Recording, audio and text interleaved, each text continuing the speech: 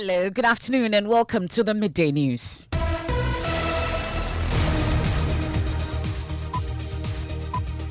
The news is live on Joy 99.7 FM here in Accra and Kumasi. We are on Love 99.5 FM. We are on affiliates across Ghana's 16 regions. We are on ATL FM in Cape Coast, Radio Y in Wa, Ganga FM in Jirapa, KT Radio in Koforidua, and Amenuveve FM in Aflao. We are live on Twitter Spaces. We are on Facebook and myjoyonline.com. The Midday News is proudly sponsored by Duroplus Ghana Limited, producers of quality PVC and HDPE pipes and water tank. Where Duroplus goes, water flows. This afternoon, WAEC implement new rules to deal with irregularities, starting with a BEC currently underway with more than 600,000 pupils participating. Revised rules and regulations for dealing with cases of irregularity in the Council's examinations, which took effect in January 2023, will be put to use for the first time during this year's diet of examinations.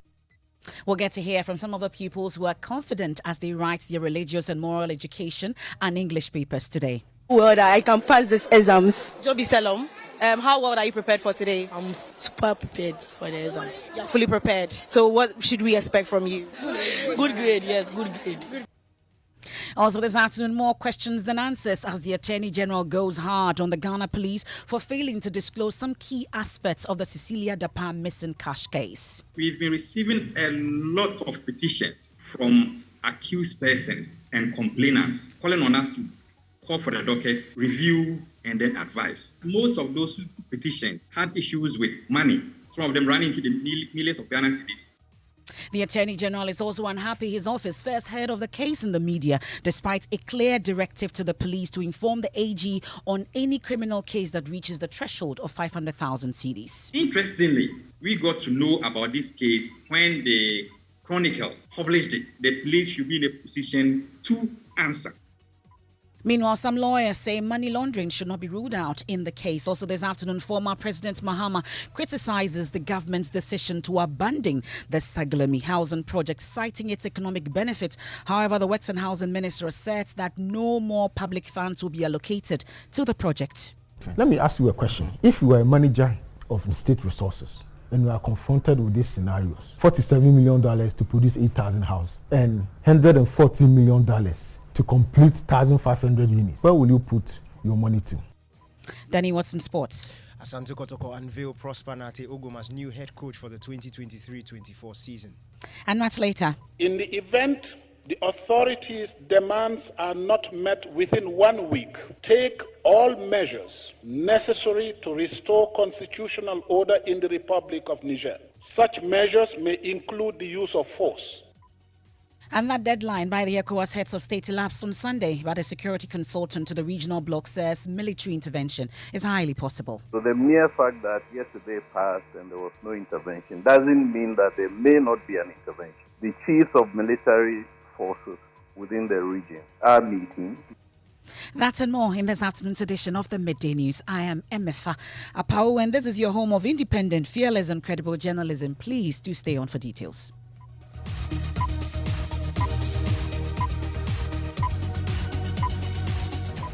Many thanks for your company once again. This afternoon, some students taking the Basic Education Certificate Examination, BEC, say they are prepared and well equipped to pass the examinations. More than 600,000 pupils across the country are writing the exams with religious and moral education, what we call RME, and the English papers to be written today. We'll take you around the country shortly. First, though, listen to Head of Public Affairs at WAEC, John Kapi, explaining that WAEC is implementing new rules for this year's exams. That the revised rules and regulations for dealing with cases of irregularity in the Council's examinations, which took effect in January 2023, will be put to use for the first time during this year's diet of examinations. These rules apply in all the member countries. Some of the revised rules, as mentioned in previous interactions, are destruction of exhibits by candidates, posting of live questions on the internet by candidates and examination officials, refusal to grant timely access to school premises, I'll take you back to WAEC and walk through the modalities to conduct the exams, but let's take you around the country. Starting here in Accra, my colleague Jacqueline Yeboah has been touring some schools and she joins us live. Jacqueline, let's talk about the papers for this morning. Has it ended? And also, you've been interacting with some pupils. Let's go through it. Okay, the papers, they've ended. They started with RME, which is Religious and Moral Education. They started with the first paper, which is the essay, and ended with the objective, which lasted for 45 minutes. And so far, I've been to 3 centers, which is the Nima cluster of schools, Kanda cluster of schools, and Flagstaff House Basic Schools. Well, I can pass these exams. Okay. All right. And I said, gentleman here, come. What's your name? Joby Selom. Joby Selom. How well are you prepared for today? I'm super prepared for the exams. You're fully prepared. So what should we expect from you? Hey, good grade, yes, good grade. Good grades. All right. So join me. What about you? How well are you guys prepared? We are prepared very well. And your name? Ayat Mohammed. Yes, Mohammed. All right. So what paper are you writing today? RME and English. All right. So what's your name? Hakim Adams. Hakim Adams. How well are you prepared for today's paper? I'm really excited. I'm very prepared.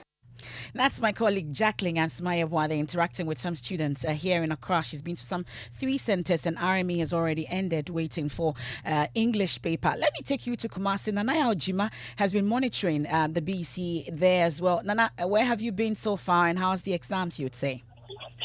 So far I've been to the Kumasi Academy, also KNU Senior High School, and also the KNU DHS where various schools are writing in these examination centers.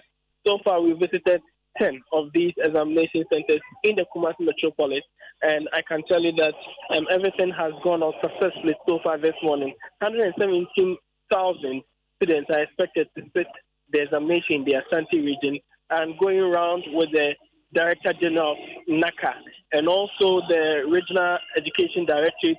Both parties are satisfied with what they've observed so far on the ground.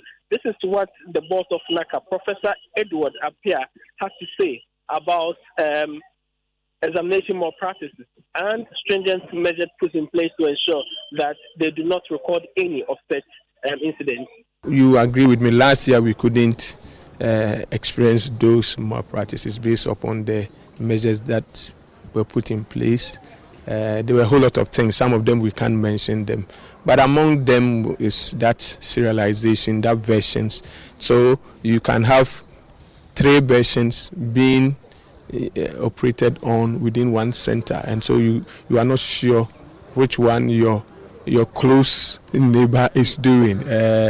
And the serialization can be done even in the various centers. One of the things that we realized that before even the results or the questions come, there's a cartel that will normally find a way of getting it. But because of the serialization, they couldn't do it. I mean, last year, almost all the system went down right from the beginning. And we are doing that. Beyond this, there are other things which we will not be able to tell you in public. But by and large, we think that these measures have helped.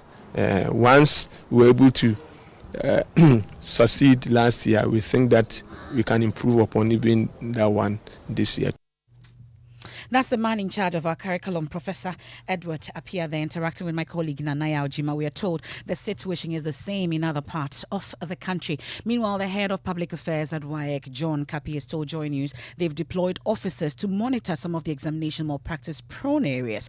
He has also been debunking claims that it intends to search the private parts of candidates. The strategy that we've adopted this year is that we have deployed some personnel recruited by the council to monitor some of the malpractice-prone areas. We've also engaged the services of, we are working in collaboration actually with the NIB, the National Investigative Bureau, and then we're also working with our own personnel that we have deployed in the field to ensure that we're able to curb these malpractices. Besides that, we've... Earlier we had talks about how you're going to search, students to ensure that nobody carries foreign materials. Some have actually, speculated that you want to search even private parts. Is that your plan? Absolutely not. We, as a council, encourage a thorough search of every single candidate who is taking our examination. He, however, indicates that a failure by government to release additional funds would delay the marking of the papers. So far for BEC 2023, that is for this year, we received about 10,500,000 Ghana cedis from the government. That's about 15% of the total payment due. There are processes that we go through, for example, from printing all the way to the result results. So for now, we've been able to print.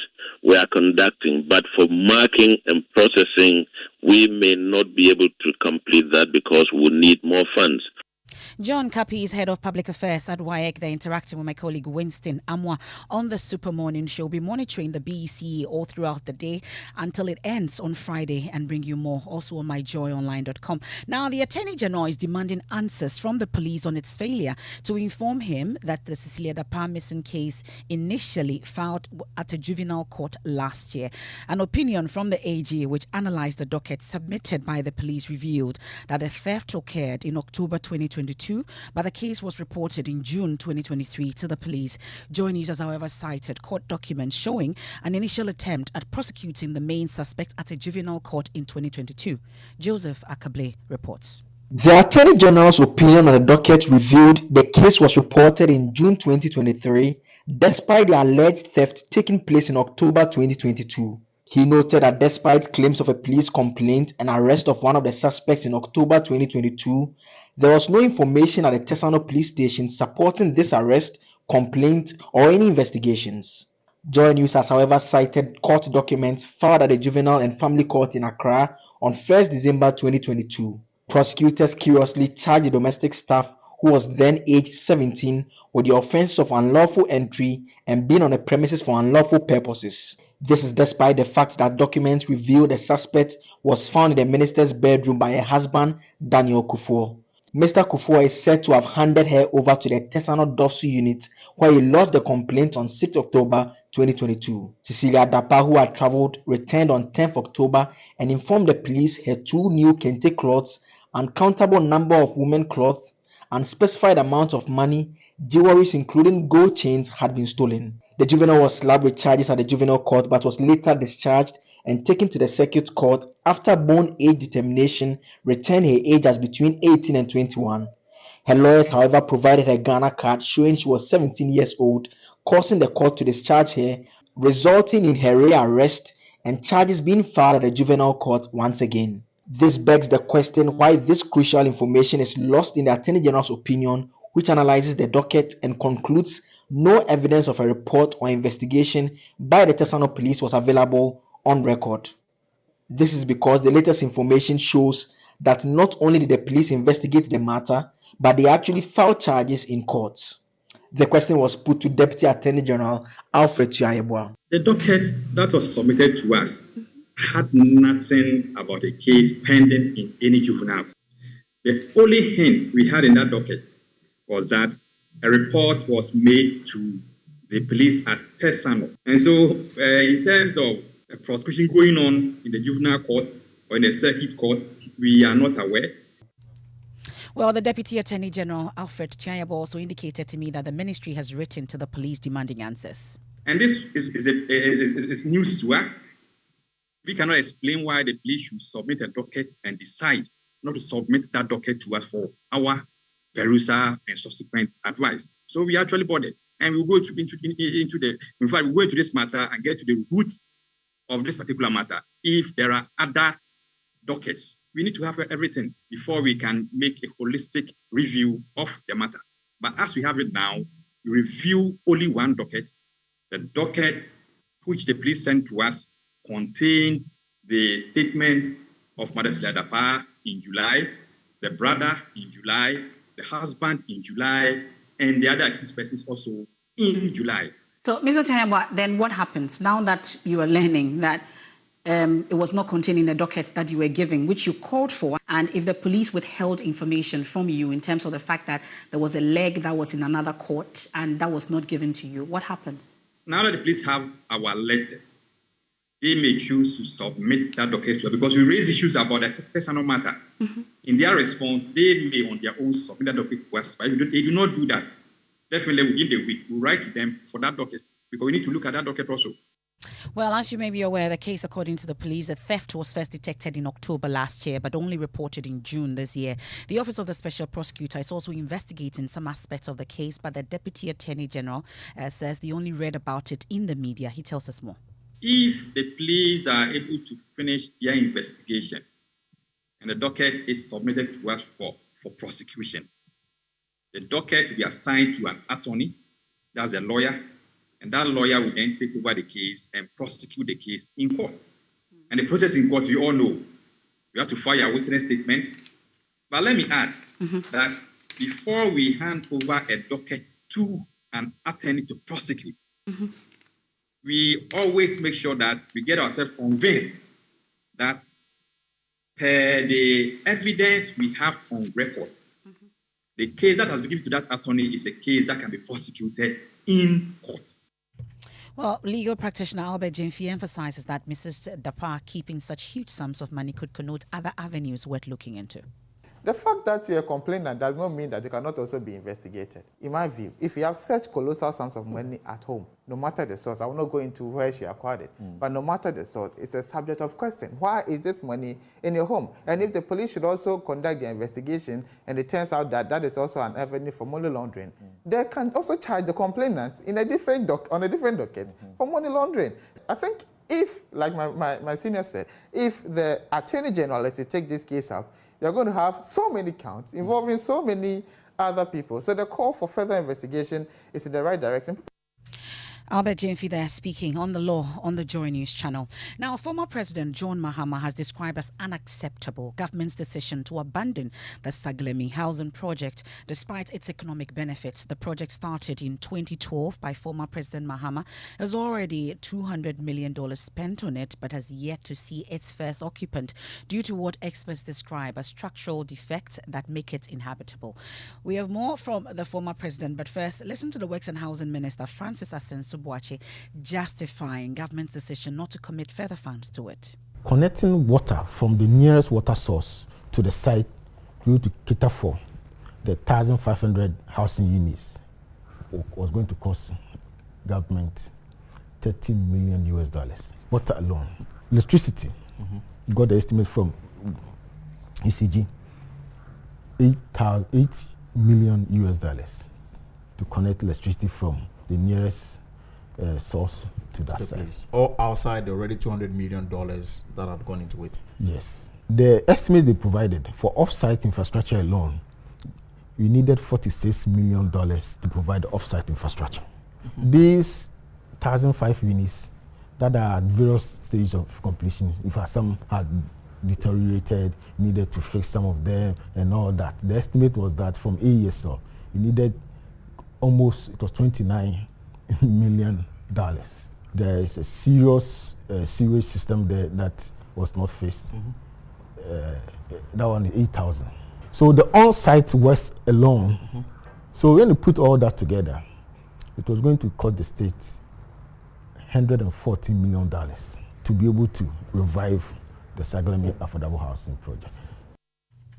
Well, Joy News' Learning Public Procurement Authority has given the approval for a transaction advisor to be procured to lead the process of identifying a suitable private entity with the requisite technical and financial capability to help dispose of the Saglemi housing project. But the former President Mahama, in a Facebook post, is questioning government's priorities. Kwekwa Santi joins me in studio with more. What exactly is Mr. Mahama's concern? MFI, he says it is unacceptable for Akufo-Addo to spend over $500 million cedis on the National Cathedral project that has ultimately failed due to corruption and now abandoned, yet refuses to commit funds to complete a housing project which will benefit thousands of Ghanaian families. Knowing the NPP government, they did not want to complete the Saglemi housing project simply because it was initiated by John Mahama and an NDC administration. Leaders must always prioritize the well-being of their citizens. Just think about the countless number of Ghanaian families who could have had decent living accommodations over the past 7 years and the individuals who could have found a place to truly call home in Saglemi. He's called on government to complete that project.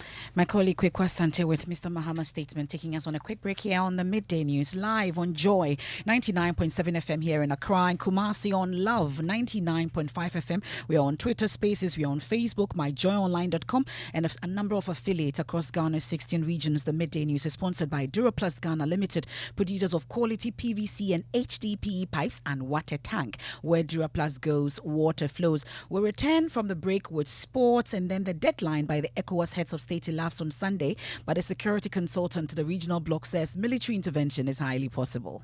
So the mere fact that yesterday passed and there was no intervention doesn't mean that there may not be an intervention. The chiefs of military forces within the region are meeting.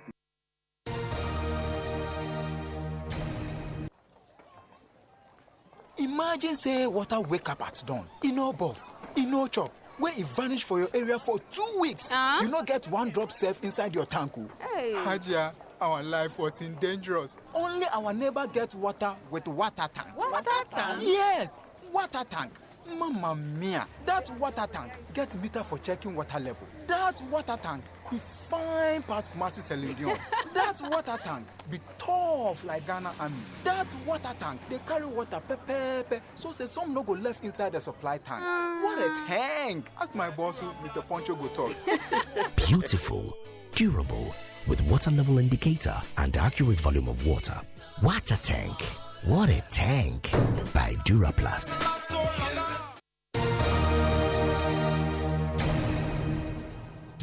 Thanks for staying with us here on the Midday News. Time for sports. Danny Cranting is here. IMF Kumasi Asante Kotoko have unveiled Dr. Prosper Nate Ugum as their new head coach for the 2023-24 season. Ugum's appointment was confirmed a few weeks ago as part of early steps taken by the club's new interim management. He returns for his second stint with the club after leaving at the end of the 2021-22 season. Ugum will be joined by David Oklu and John Eduafo as his assistants, the duo who helped him claim the Ghana Premier League trophy for the club back in 2022. And in the Women's World Cup, Nigeria crashed out of the ongoing competition after a penalty shootout defeat against England, despite England's Lauren James receiving a red card during regulation time. Joshua Stanway fired in the winning penalty kick for England after Michelle Alozie and Desiree Opanaronzi missed their kicks for Nigeria during the shootout. It looks like it's coming home, is it? It looks like, but frankly, I don't want it to. Okay, it's time for some NPP politics, election headquarters. And the campaign team of NPP flag bearer Hofo Alan Chemantin is confident of restoring the party's dominance in the Ashanti region should their candidate emerge leader of the party for the next election. In the 2020 election, the NDC increased their votes from 23 to 25.5%. MP for Botiano, Englishi, Amonfro constituency, Sylvester Tete, says the region will stand with Alan. It cannot be true. Put all the MPs from Ashanti region, 46 of them, put all the regional executives, 17 of them together. They are a fraction of a percentage of over 30,000 popular voters in Ashanti region. So if a vice president appears at a place, obviously party people will have to welcome him. He's a sitting vice president of our party, but when he goes to the polls, he's no a sitting vice president, he's a candidate we are looking for. And not just a candidate, but a flag bearer to becoming president. In Ashanti region, in the last elections, 2016, Anado made over 76%. The subsequent elections, 2020, it dropped to 71%. NDC made almost 700,000 votes from Ashanti region. That poses the biggest threat to our party going forward. And the biggest threat for this party's success in 2024 is the threat of our party. And you need to fight their party head on. So go to the market. If your party executive is a party delegate, I'm saying that the popularity of Alan Chemantin in the Ashanti region was tested when we did a Drew So walk. The numbers that turned out, we have not had that number in so many years. So it tells you the popularity of Alan Chemantin. Well, my colleague Emmanuel Bright Kwekwis with a team joins us on the line with more. What more can you report from Edriso, knowing that that's Alan Chemantin's hometown? All right, so MFA, as rightly stated, the paramount chief for Edriso has endorsed Mr. Chemantin, saying that even the detractors of the flag bearers aspirants know very well that he is going to become next flag bearer for the NPP. He has started and blessed him, assuring that the ancestral gods are solidly behind him, and he knows he will become victorious as the party heads for the polls. And as we speak, we had the Konongo Palace, where the chief is also throwing his weight behind Mr. Chamantin as the party heads for the polls. From here, we'll be moving to other constituencies where Mr. Chamantin will be leading the delegates as the party head for the Super Delegates Conference happening later this year. That's my colleague Emmanuel Bright Kweko following the Alan Chamantin team. Meanwhile, some founding fathers of the NPP in the Ashanti region have pledged their support to the former Food and Agricultural Minister, Dr. Owusu Akoto. 6 out of the 7 surviving founding fathers in Ashanti called on me. We had about an hour of interaction and very positive in terms of my endorsing my candidature, and with a promise that definitely on the 26th of August in the super delegates, their votes will be for me. It was something which I felt very elated about because these are founding fathers. A lot of them have passed, and the surviving ones, the majority of them are here in Ashanti, 7 of them, of which 6 came here. That's the Dr. Owusu Akoto, an aspirant for the NPP flag bearership race, and also the local government minister and MP for Accra, Dan Kwekubuchi, has become the latest to declare his support for Dr. Mahmoud Bawumia, the vice president. He says we have to be very strategic as a party in order to win 2024, and the best strategic decision is to elect Vice President Bawumia as a flag bearer. Taking us out of the election headquarters, and the Ghana AIDS Commission has mounted an aggressive campaign to drive down new infections in Ghana. The Commission specifically warns persons engaging in sexual activity with multiple partners for material gain to ensure they know their status and that of their clients before having sex. Ghana aims to reduce new HIV infections in the general population by 85% by 2025. Here's the Director General, Dr. Steve Shremi. And if you want to reduce the risks, you first reduce the number of sex partners. And if that is too difficult for you, then you have to protect yourself at all times because you do not know what your client is capable of giving you. Number 2 is that you have to test to know your HIV status, because for you to effectively protect yourself against HIV, you should know whether you have it or not. Because if you have it and you think you are protecting yourself, it amounts to nothing. And so first know your HIV status. Do well to know the HIV status of your partner. Now we have self-test kits which are free. At the moment they are free. So you can have as many as you want and then encourage your partners to test. Well, and that's the Director General of the Ghana AIDS Commission. Now, many in the Sahel and also in Ghana are wondering whether ECOWAS will carry out its threat of a military action in Niger after the military junta led by Abdurrahman Achiana defied its directive to restore democratic order and return President Mohamed Bazoum to power. This morning, the military regime declared a no-flight zone over Niger airspace. The ECOWAS Commission President Omar Toure had earlier indicated that the coup makers had 1 week to heed its call or will be forced out. In the event the authorities' demands are not met within 1 week, take all measures necessary to restore constitutional order in the Republic of Niger. Such measures may include the use of force. To this effect, the chiefs of defense staff of ECOWAS are to meet immediately. Hold accountable all those responsible for violence and terror against lives and properties of innocent citizens and residents of Niger. Well, security consultant to the ECOWAS, Colonel Festus Abwaji, says military intervention is still high on the agenda. The political timeline in such circumstances are different from the military timeline. So the mere fact that yesterday passed and there was no intervention doesn't mean that there may not be an intervention. The chiefs of military forces within the region are meeting. They need to establish a joint headquarters, appoint a commander, that's by the political authorities. They need to plan the campaign into detail. Meanwhile, obtaining intelligence and so on and so forth. They need to go back and brief the political authorities on the military plan and get the political approval before they go in. So we should not rush into saying that because yesterday passed and nothing happened, nothing is going to happen. Well, it's time for some wanderlust, and it was an epic journey planned by 12 adventurers and tourism enthusiasts from Ghana. The expectation was to drive from Accra to London by road, 10,000 kilometers, and they definitely did. Listen to Kwabna Prepra.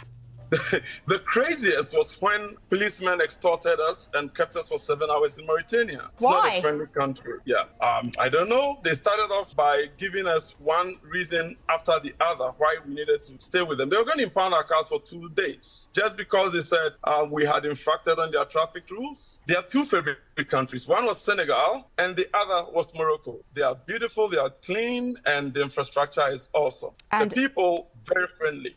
Look, let me tell you this. There was a policeman in Morocco who we stopped at the traffic lights and he came over and he was curious about the play. So he asked us which country and we said Ghana. Then he goes like, Abedi Pele, our footballer? I said, yes. This guy just turned on his sirens and gave us an escort out of town. Well, determination pays. Everything is definitely possible. And that's how we end today's edition of the Midday News here on Joy 99.7 FM. Also on Love 99.5 FM. We'll be on myjoyonline.com. There are more stories there you can read for yourself. We have Living Word with Pastor Mensa Otabil up next. I am Emefa Apau. Many thanks for your company. Have a good afternoon. If home is where the heart is,